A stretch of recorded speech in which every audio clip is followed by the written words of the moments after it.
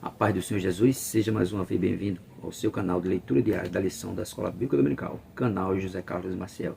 Quero aqui agradecer a Deus por essa rica oportunidade que Ele está me concedendo de gravar mais um vídeo para o canal, mais um vídeo da leitura diária do primeiro trimestre de 2024 da Escola Bíblica Dominical, a lição 1. A lição 1 tem o tema A Origem da Igreja.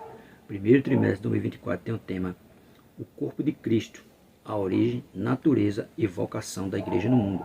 Quero aqui agradecer a todos vocês que estão inscritos no canal José Carlos Maciel, dizer a vocês muito obrigado. Continue curtindo nossos vídeos, comentando para que o YouTube recomende nosso canal cada vez mais. Quero agradecer a todos vocês que têm curtido, comentado. Continue fazendo isso. Cada vez que você faz isso, o YouTube recomenda o nosso canal cada vez mais. Não vou citar o nome de ninguém para não ser injusto com ninguém, mas eu quero aqui agradecer a todos. Quero agradecer a você que se inscreveu recentemente no canal, dizer a você muito obrigado. Curta os vídeos, comente. Se estiver gostando do canal, indique ele para mais pessoas. Agradecer a você que ainda não é inscrito no canal, mas que tem assistido nosso vídeo. Se for possível, se inscreva para nos ajudar. Se inscreva para que esse canal possa crescer. Amém?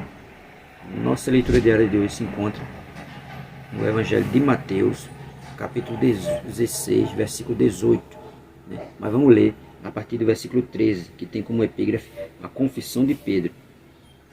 Mateus, capítulo 16, versículo 13 ao 18, que diz assim: E chegando Jesus às partes de Cesareia de Filipe, interrogou os seus discípulos, dizendo: Quem dizem os homens ser o Filho do Homem? E eles disseram: uns de João Batista, outro Elias, e outro Jeremias, ou um dos profetas.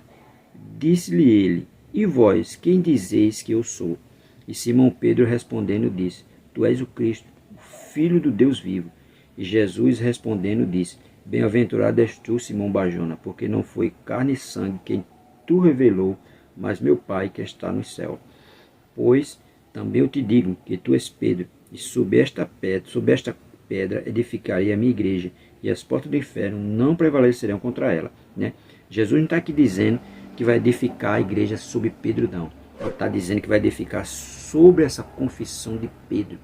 Porque a igreja é edificada através de quem? Através de Jesus. Então Jesus é que é a pedra angular, a pedra de esquina que foi rejeitada pelos artífices. Eles rejeitaram. Não é que Pedro seria, a igreja seria edificada através de Pedro, não. A igreja ela é edificada através de Cristo. Por isso que ele diz. E respondendo disse: Bem-aventurado és tu, Simão Barjona, porque não foi carne e sangue que tu revelou, mas o Pai que está no céu. E sobre esta confissão, sobre isso que tu estás falando, que eu sou o Cristo, o Filho do Deus vivo, eu edificarei a minha igreja.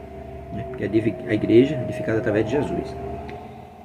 Mateus capítulo 16, verso 18 diz assim: As portas do inferno não prevalecerão. As portas do inferno representam Satanás e a totalidade do mal lutando para destruir a igreja de Cristo.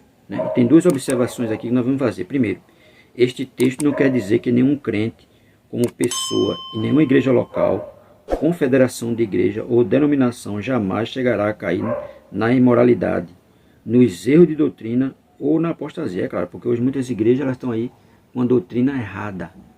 E muitas igrejas já apostataram da fé. Por isso Jesus vai dizer em Apocalipse que tem igreja que ela tem que voltar ao primeiro amor, porque ela está desviada, tem muita igreja desviada. As doutrinas de hoje não são a doutrina apostólica, não são a doutrina de Cristo. Então por isso que ele está dizendo que isso não quer dizer que nenhum crente como pessoa e nenhuma igreja local, confederação de igreja ou denominação jamais chegará a cair na imoralidade, que muitos crentes também estão aí desviados, se dizendo crente. O próprio Jesus predisse que muitos decairão da fé, e ele adverte as igrejas que estão abandonando a fé neotestamentária a voltar-se do pecado ou sofrer a pena de remoção do seu reino, tá vendo? Muitas igrejas que estão no pecado, muitos crentes que estão envolvidos aí no pecado, se não se arrepender, será tirado do reino de Deus. Segundo, o que Cristo quer dizer que a despeito de Satanás fazer o pior que pode, a despeito da apostasia que ocorre entre os crentes, das igrejas que ficam mornas e dos falsos mestres que se infiltram no reino de Deus, a igreja não será destruída. Tá? A igreja não será destruída. Satanás e seus anjos podem fazer o que ele quiser, tentar, mas ele não vai destruir a igreja, de maneira nenhuma. Deus, pela sua graça, sabedoria e poder soberano, sempre terá um remanescente de crentes e de igrejas que, no decurso de toda a história da redenção, permanecerá fiel ao Evangelho original de Cristo e dos apóstolos e que experimentará a comunhão com ele, é claro, porque tem crentes fiéis ainda. Não pense que não tem crentes fiéis, não. Tem. Tem crente fiel. Tem crente que não está sendo mais fiel a Cristo, mas ainda tem crente fiel. E Deus, ele sempre levanta o remanescente para proclamar o seu evangelho, para proclamar o seu nome. Né? Por mais que o inimigo das nossas almas tente, ele vai tentar de tudo para que destrua a igreja, mas ele não consegue. Ele não consegue, porque a igreja é de Cristo. Né? E foi Cristo quem resgatou ele com seu próprio sangue. Ele pode fazer o que ele quiser. Por isso que ele diz, ele não vai destruir a igreja. Né? Deus, pela sua graça, sabedoria e poder soberano, sempre terá um remanescente de crentes e de igreja, que no decurso de toda a sua história da redenção, permanecerá fiel ao evangelho original de Cristo e dos apóstolos, e que experimentará a comunhão com ele. O senhorio de Cristo e o poder do Espírito Santo, como povo genuíno de Deus, esses crentes demonstrarão o poder do Espírito Santo contra Satanás, o pecado, a doença, o mundo e as forças demoníacas. Essa igreja que Satanás, com todas as suas hostes, não poderá destruir nem resistir. É essa igreja. A igreja genuína, Satanás não vai poder destruir e nem resistir. Porque uma igreja fiel a Cristo, ele não vai conseguir, né, destruir nem resistir. Mas aquela igreja que não são fiéis, que já apostataram, ele já conseguiu destruir. Ela já está praticamente destruída, porque já está fazendo sempre a vontade dele. Mas a igreja genuína, ele não destrói. Mateus capítulo 16, verso 18, continua dizendo para nós: Pedro, a pedra e a igreja. O significado desta passagem é que Cristo edificará a sua igreja sobre a verdade da confissão feita por Pedro e os demais discípulos, e que Jesus é o Cristo, o Filho do Deus vivo. Jesus emprega um trocadilho. Ele chama seu discípulo de Pedro, o Petros, que significa uma pedra pequena. A seguir ele diz, sob esta pedra, Petra, que significa uma grande rocha maciça ou rochedo, edificarei a minha igreja, sobre a confissão feita por Pedro. Né? Aí, duas observações também. Primeiro, é Jesus Cristo que é a pedra e o único e grande alicerce da igreja. Você vai ver lá isso em 1 Coríntios capítulo 3, verso 11. Pedro declara que Jesus é a pedra viva, eleita e preciosa, a pedra que os edificadores reprovaram.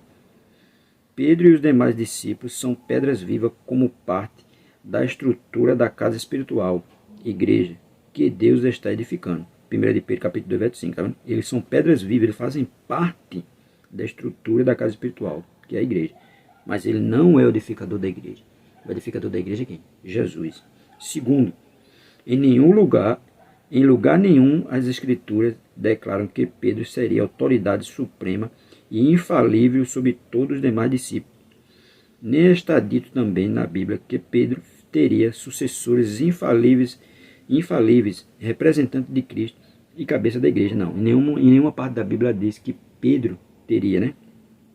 Seria a maior autoridade da igreja e teria sucessores infalíveis no lugar dele após a sua morte. Não, aí, em nenhuma parte da Bíblia fala disso. Em nenhuma parte. Tais ideias são injunções do homem e não a verdade das Escrituras. Né? Isso aí a gente sabe que não ficou ninguém no lugar de Pedro. E Pedro não é o cabeça da igreja. O cabeça da igreja é quem? Jesus Cristo. Porque a igreja foi comprada com o sangue dele. Ele derramou o sangue dele para edificar a igreja. Ele comprou a igreja com o sangue dele. Porque ele é o cabeça. Ele foi quem morreu na cruz do Calvário para remir o mais vil pecador. E Jesus Cristo é o cabeça da igreja, não Pedro. Pedro é parte da estrutura espiritual da igreja. Mas o cabeça não. O cabeça é Jesus. Por isso que diz, a igreja com prioridade exclusiva de Deus. Né? Porque a igreja foi comprada pelo Filho de Deus. O Cristo, o Deus vivo, Filho de Deus, Jesus. Aquele que morreu na cruz, que veio ao mundo, né, para morrer na cruz, derramar o seu sangue e edificar a igreja. E a igreja edificada sobre o fundamento de Jesus e dos apóstolos, porque Jesus é o cabeça. Ele é o dono da igreja. Amém?